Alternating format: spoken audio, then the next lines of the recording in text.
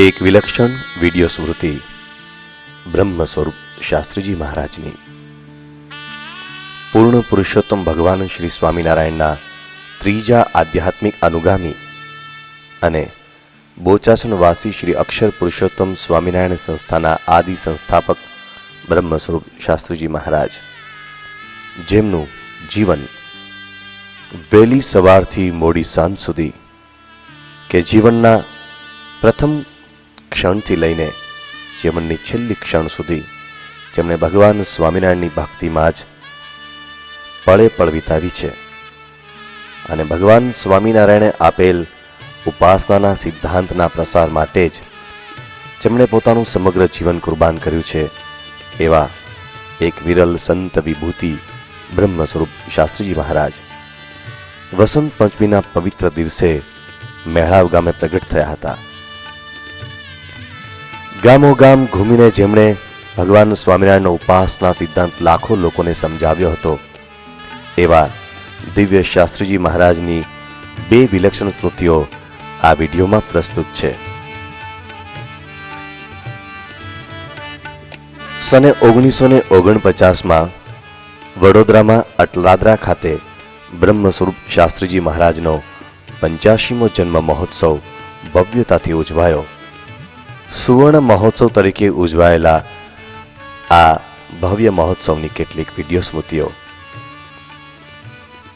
જેમના સંકલ્પે આ ઉત્સવ ઉજવાયો તેવા હરિભક્ત શ્રી મણિભાઈ સલાડ અને દેશ વિદેશના હજારો હરિભક્તોની ઉપસ્થિતિમાં આ મહોત્સવ ભવ્યતાથી ઉજવાયો હતો. બ્રહ્મ સ્વરૂપ શાસ્ત્રીજી મહારાજ અને બ્રહ્મ સ્વરૂપ યોગીજી મહારાજ ગજરાજ પર બિરાજમાન થયા અને તેમની ભવ્ય શોભાયાત્રા સમગ્ર અટલાદરા શહેરમાં, અટલાદરા ગામમાં અને વડોદરા શહેરમાંથી પસાર થઈ.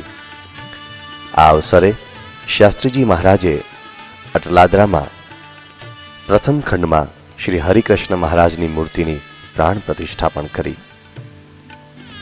આ પ્રાણ પ્રતિષ્ઠા વિધિમાં સાથે બ્રહ્મ સ્વરૂપ યોગીજી મહારાજ પણ જોડાયા હતા.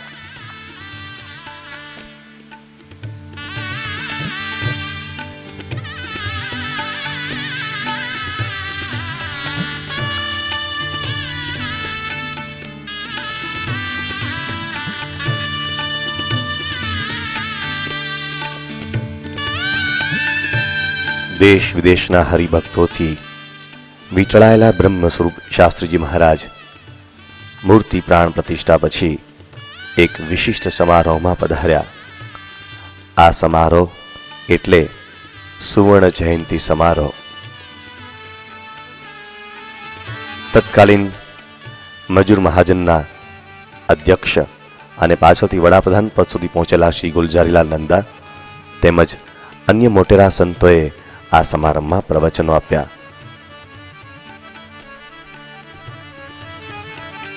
અમદાવાદના ખેંગારજીભાઈ ચૌહાણ તેમજ વરતાલ સ્વામિનારાયણ લક્ષ્મીનારાયણ દેવની ગાદીના તત્કાલીન કુલમુખત્યાર અને ગુજરાતના હાઈકોર્ટના solicitor government leader Shri Hariprasad Choksi,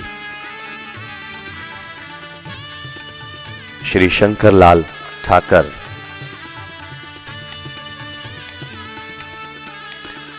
આફ્રિકાથી આવેલા શ્રી સીટી પટેલ અને મણિભાઈ સલાડવાળા વગેરે હરિભક્તોએ શાસ્ત્રીજી મહારાજના ગુણાનુવાદ ગાયા અને ત્યારબાદ સૌ જેની પ્રતીક્ષા કરતા હતા તે અવસર આવ્યો શાસ્ત્રીજી મહારાજની તુલાવિધિનો, પોતાના પ્રાણ પ્યારા ગુરુ હરિના તુલાવિધિનો અવસર.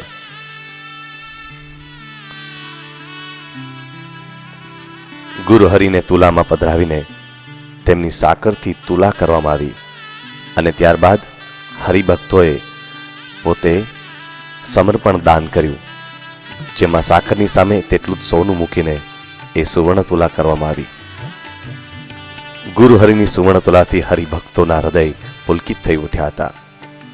સુવર્ણ તુલા પ્રસંગે શાસ્ત્રીજી મહારાજે સૌને આત્મારૂપ થઈ પરમાત્માની ભક્તિ કરવાનો અને એ માટે એવા સત્પુરુષનું શરણ લેવાનો દિવ્ય સંદેશ પોતાના આશીર્વચનમાં પાઠવ્યો.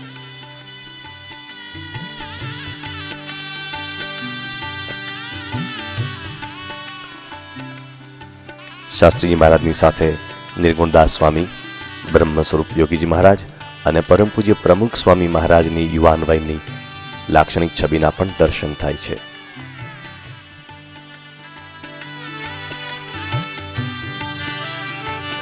એ પ્રસંગે પ્રસન્ન મુદ્રામાં બ્રહ્મ સ્વરૂપ શાસ્ત્રીજી મહારાજની સાથે બ્રહ્મ સ્વરૂપ યોગીજી મહારાજ, પૂજ્ય નિર્ગુણદાસ સ્વામી અને અન્ય હરિભક્તોનો સમુદાય.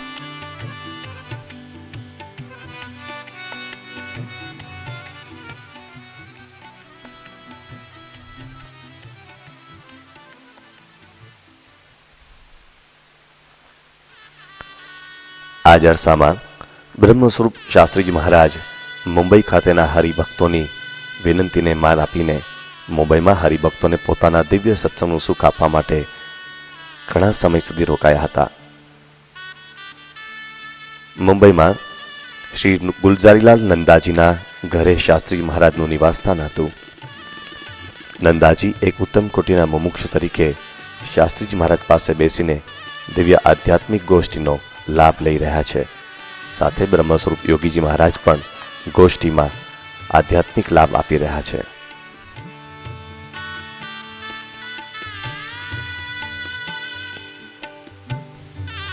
આ અવસરે નંદાજીના બંગલામાં જ યોજાયેલા એક સમારોહમાં શાસ્ત્રીજી મહારાજે તેમને ભગવાન સ્વામિનારાયણની મૂર્તિ આપીને દિલ્હી જવાનો આદેશ આપ્યો અને શાસ્ત્રીજી મહારાજના આશીર્વાદથી નંદાજી દિલ્હીમાં ગૃહપ્રધાન અને ત્યારબાદ વડાપ્રધાન પદ સુધી પણ પહોંચ્યા.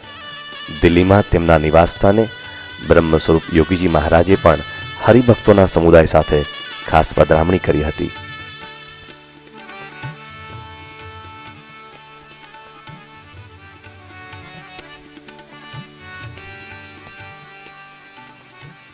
એવો જ એક ઐતિહાસિક અવસર એટલે ગઢપુરમાં ભવ્ય શિખરબદ્ધ મંદિરનો શિલાન્યાસ વિધિ, જ્યાં પૂર્ણ પુરુષોત્તમ ભગવાન શ્રી સ્વામિનારાયણે 30 વર્ષ સુધી બિરાજીને કણે કણને તીર્થત્વ આપ્યું છે. એ ગઢપુર નગરીના દ્વારે ઘેલા નદીના તટ પર ટેકરા પર બ્રહ્મ સ્વરૂપ શાસ્ત્રીજી મહારાજે શિખરબદ્ધ મંદિરના ભવ્ય નિર્માણ કરવાનો પ્રારંભ કર્યો.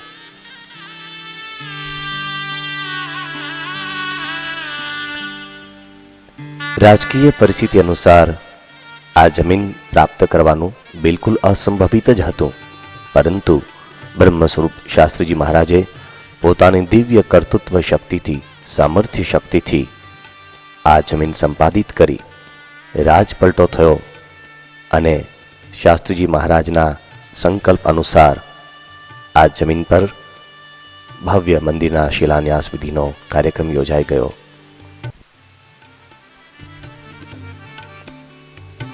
આ એ જ ભૂમિ કે જ્યાં 200 વર્ષ પહેલા પૂર્ણ પુરુષોત્તમ ભગવાન સ્વામિનારાયણે ભવ્ય શિખરબદ્ધ મંદિરની રચનાનો સંકલ્પ કર્યો હતો.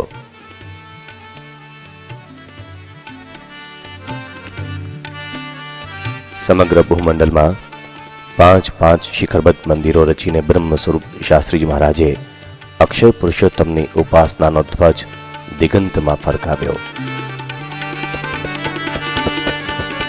ગઢડાના ખાતમુહૂર્ત પ્રસંગે પૂજ્ય પ્રમુખ સ્વામી મહારાજ, નિર્ગુણદાસ સ્વામી, બ્રહ્મ સ્વરૂપ યોગીજી મહારાજ અને અન્ય હરિભક્તોના દર્શન થઈ રહ્યા છે. મંચ પર બિરાજમાન શાસ્ત્રીજી મહારાજ સાથે તત્કાલીન હરિભક્તોનો આનંદ વિભોર સમુદાય પણ દર્શન આપી રહ્યો છે.